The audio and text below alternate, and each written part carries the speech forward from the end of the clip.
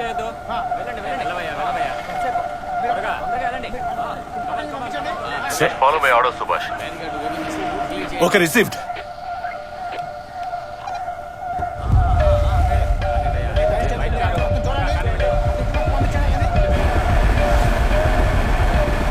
ఏమంటున్నారు IG? Hit and run కేసులా handle చేయమంటున్నారు. ఎలాగో చెప్పారా? మన జీప్ లో క్యాషువల్ గా వెళ్ళేటప్పుడు కార్ ని చూస్తున్నావట. మీరు వెళ్ళి డ్రైవర్ ని ఎంక్వైరీ చేస్తారు.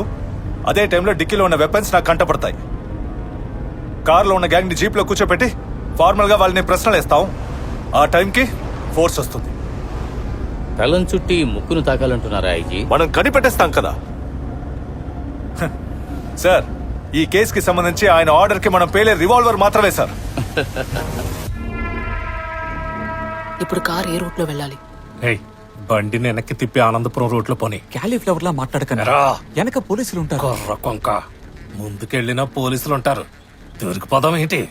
అప్పుడు ఏంటి చేయడం? పోలీసులు ఏం ప్లాన్ చేశారో ఆ ప్లాన్ ప్రకారమే కార్ని పోనిపు. Anandapuram Ashtalakshmi temple beach view దగ్గర కార్ ఆగని, డ్రైవర్ని దిగని, ముందుకెళ్ళి బానెట్ ఓపెన్ చేసి రిపేర్ చేయని. అప్పుడు ఏం చెయ్యాలో నేను చెప్తాను. ఓ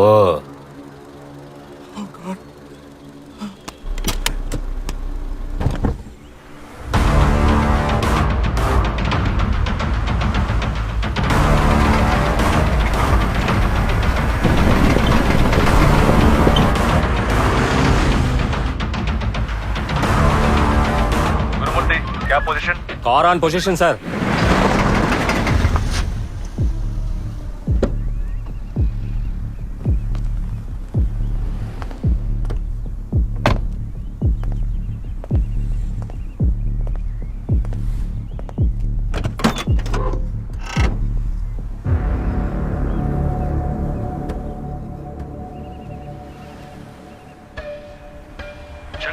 sir watching sir.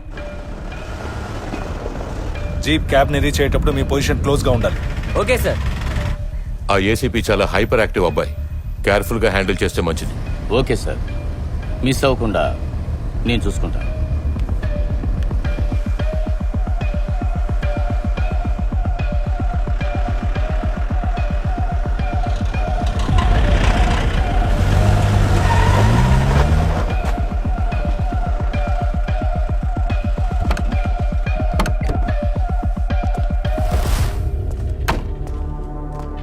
Sir, hit and run case ఒకటి వెతుకుతున్నాం కదా, అది ఈ కారే.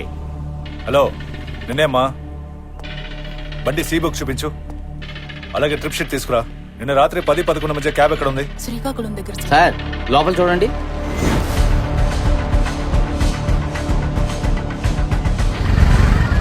క్యాబ్ లో వెనకున్న అక్యూస్ లేరి. సార్, ఈ ట్రిప్ లో ఈయన మాత్రమే వచ్చారు సార్. కారులో ఉన్న వాళ్ళు ఎక్కడ దిగారు? సార్, కారులో నేను మాత్రం వచ్చాను సార్. క్రిమినల్స్ చేసే అన్ని జిమిక్లు మాకు తెలుసు. అనవసరంగా వాళ్ళకి హెల్ప్ చేస్తున్నాను అనుకుని నువ్వు రిస్క్ లో ఇరుకోకు. సార్, ఈ ట్రిప్ లో ఈయన తప్ప ఇంకే అక్యూస్డ్ రాలేదు సార్. సార్, ఇలా చెప్పలేదంటే నన్ను చంపేస్తానని అంటున్నారు సార్. అమ్మ అసలే జబ్బు మనిషి ఇంట్లో ఒంటరిగా ఉన్నారు సార్. కావాలని ఏయ్, ఫోన్ లో కరెక్ట్ గానే కదా మాట్లాడావు? ఇప్పుడు నీలో కొనుక్కుంటావే? వాళ్ళు ఎక్కడున్నారో చెప్పు. సార్, మీరేం మాట్లాడుతున్నారు సార్? ఈయన తప్ప నా కారులో ఇంకే అక్యూస్డ్ రాలేదు సార్. నాటకాలు ఆడుతున్నావా? కేసు బుక్ చేసి నేను లోపల తోస్తాను చూడు. సార్, ఫోన్ చేసి మీ ఐజీకి ఇన్ఫార్మ్ చేయండి. Okay sir. రౌండ్స్ లో ఉన్న వెహికల్స్ అన్ని అలర్ట్ గా ఉండాలి. ఆ గ్యాంగ్ ఎక్కడికి తప్పించుకోకూడదు. సార్, లేదు సార్. ప్లాన్ ప్రకారం కార్ కవర్డ్, కానీ ఆ గ్యాంగ్ కారులో లేదు సార్. అలాంటిదేం లేదు సార్. మీ ఆర్డర్ ప్రకారం కరెక్ట్ గా ఫాలో అయ్యాం. ఎక్కడ పొరపాటు జరిగిందో అర్థం కావట్లేదు సార్. అవును సార్, ఆ అమ్మాయి ఉంది సార్. గ్యాంగే missing sir. Sir, okay sir, ఉంటాను సార్. ఏంటమ్మా?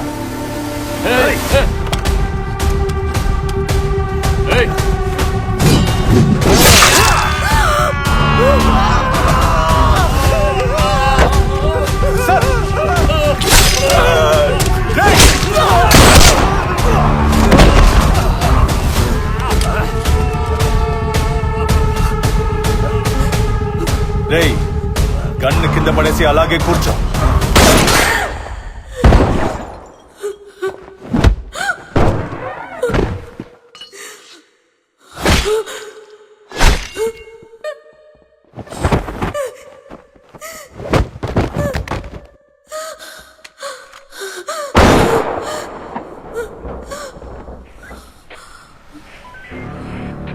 సార్ అక్యూస్ చేతిలోనే గన్ ఉంది. స్పాట్ లో ఏం జరిగినా సరే ఆ గ్యాంగ్ లో ఉన్న వాళ్ళెవ్వరికీ ఏం కాకూడదు. సార్ పోలీస్ పబ్లిక్ లో ప్రాణాలు పోయేటప్పుడు ఆ అక్యూస్ ఎదురుగా చేతులు కట్టుకొని నిల్చోవాలా?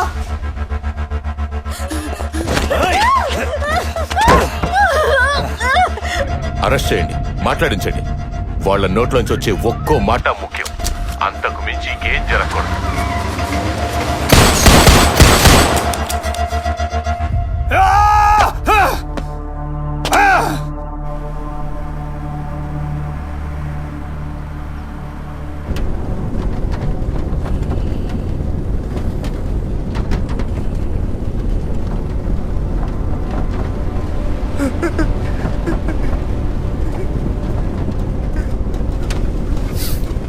Stop the car.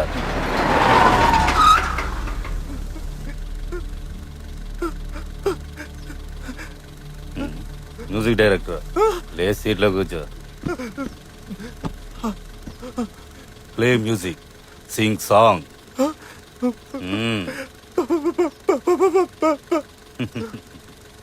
మ్యూజిక్ తో పాటు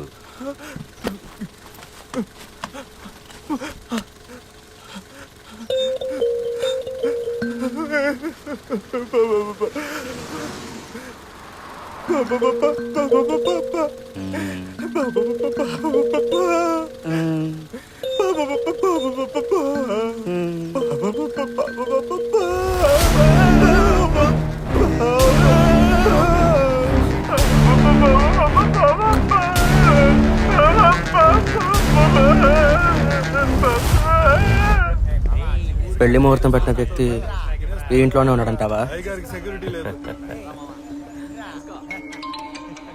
రే బండోడా, నువ్వు తినేసి త్వరగా వెళ్ళు.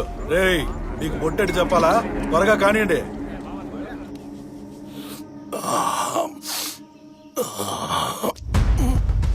అందుకే బెల్సా దగ్గర పౌడర్ ఉందని చెక్ చేయమని చెప్పాను కదా. ఇక అంతే, దేవుళ్ళు అన్ని వైపులా రౌండ్స్ లో ఉంటారు, మనం దొరికిపోతాం. సరే ఇప్పుడు ఏడ్ చేయాలో అది మాత్రం చెప్పు. ఇక్కడ ఎలాంటి సమస్య లేదు, పెట్టిన ముహూర్తానికి పెళ్లి జరిపించేయచ్చు. కానీ సమస్య అంతా ఆ డ్రైవరు కూడా ఉన్నవాడు, వాళ్లే విట్నెస్. కేసులో బుక్ అయిపోతామన్నా.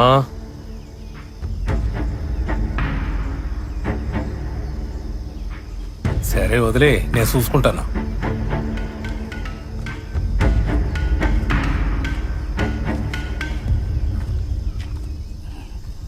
ఏయ్ దిగు.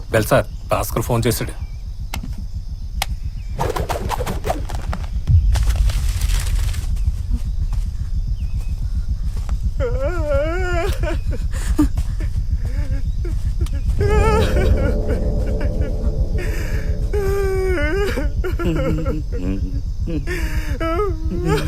మేము పోలీసులతో ఏమీ చెప్పం. ప్లీజ్ మా ఇద్దరిని వదిలిపెట్టండి. మీరు చెప్పినట్టుగానే కదా నడుచుకుంటున్నాం.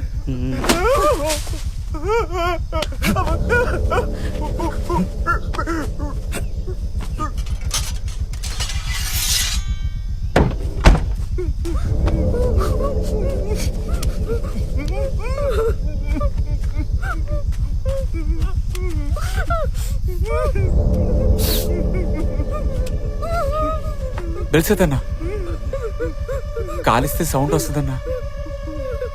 దానికి బదులుగా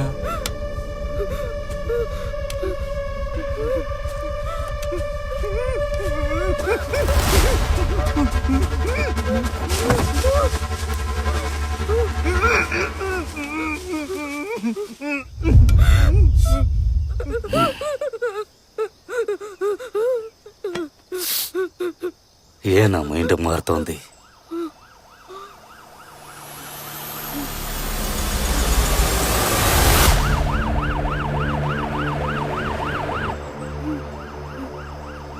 వైజాగ్ దాటే వరకు ఇది మనతోనే ఉండని.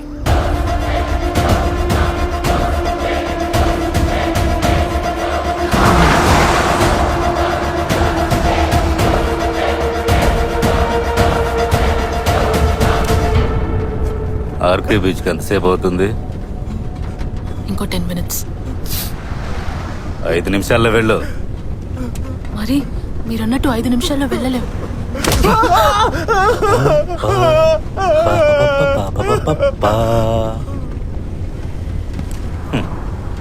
నీకు అప్పుడే డబ్బులు ఇచ్చి వేరే బండిలో వెళ్ళమని చెప్పారు కదా.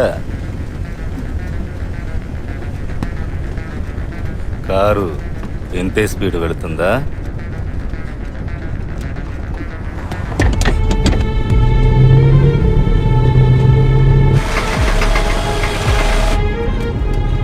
కారు ఈ స్పీడ్ కన్నా తగ్గిందంటే వాడి తల మీద పడ్డ అలాంటి దెబ్బే నీకు తగులుతుంది. ఇప్పుడు 5 నిమిషాల్లో కారు వెళ్ళలేదంటే మళ్ళీ నా మైండ్ మారుద్ది.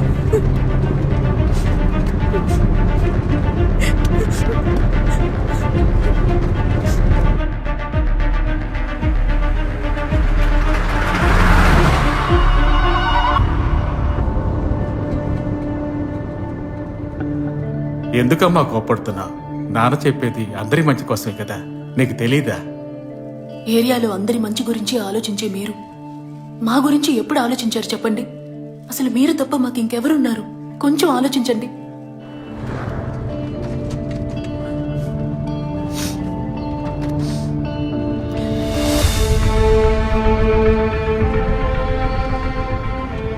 అసలు మీలాంటి వాళ్ళ వల్లే మా నాన్న చనిపోయారు. మీ నాన్న ఎవరు? ఫోటో ఉందా? ఒకవేళ మీ నాన్న మేమే కూడా చంపుండొచ్చు. ఆయన చనిపోయింది ఎలాగో నాకు తెలుసు. నేను దాని గురించి అనడం లేదు.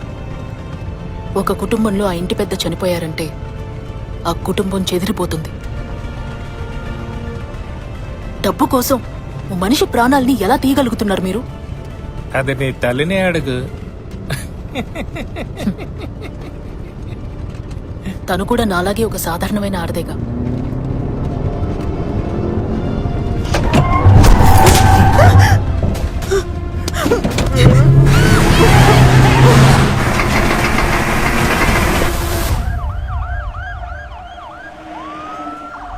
మీ ఆర్డర్లో ఏదో సంథింగ్ హైడ్ చేస్తున్నారు. అసలు మీ ప్లాన్ ఏంటో అర్థం కావట్లేదు. కానీ ఈ కేసుని మీ ఇష్టానికి లాగడం వల్ల ఇంకా ఎందరో చేస్తారో నిజం తెలియకుండా ఇక కోఆపరేట్ చేయలేను. సింపుల్. మా అబ్బాయిని చంపిన వాళ్ళని అదే విధంగా చంపాలి. అందుకు ఈ గ్యాంగ్ని ప్రాణాలతో పట్టుకోవాలి. వీళ్ల వెనక ఉన్న ఏజెంట్ ద్వారా ఎవరు మా అబ్బాయిని చంపమన్నారో నాకు తెలియాలి. ఇదే గ్యాంగ్తో నేను వాడిని చంపించాలి. చంపిన తర్వాత ఈ గ్యాంగ్నే ఎన్కౌంటర్ చేసేయాలి. అందుకు మీ యూనిఫామ్ని వాడుకుంటున్నాను. నీ వల్ల కాకపోతే చెప్పు, నేను వేరే ఆఫీసర్తో చేయించుకుంటాను.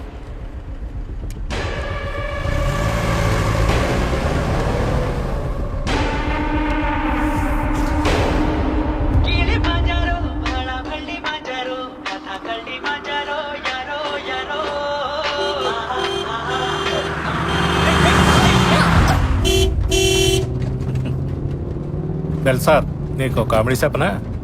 చనిపోయేవాడు మనోళ్ళని ఇంట్లో కూర్చోబెట్టి తిండి ఎడుతున్నాడు.